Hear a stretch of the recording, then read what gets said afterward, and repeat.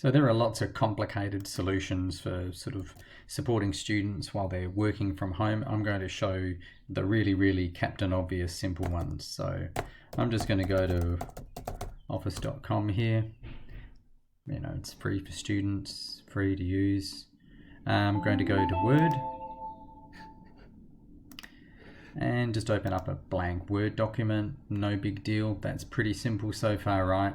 So this is for those students who, you know, you want them to be doing some writing. Maybe they're doing a recount, maybe they're retelling a story that they know. They need to be doing some writing, but they're just stuck.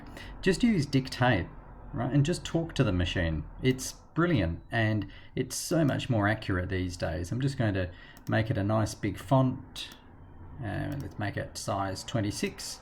And here it is, like it's built in, Dictate, so I could start to tell a story.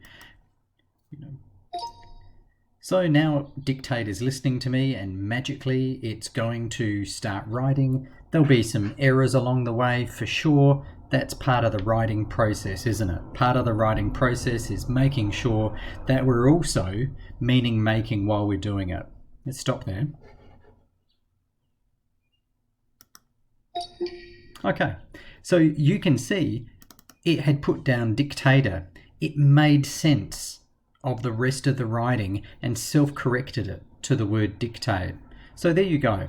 That's a very quick and easy activity. If you've got a student at home, they'd like to be writing, they're stuck with white page panic, can't get a word down, use Dictate. It's brilliant.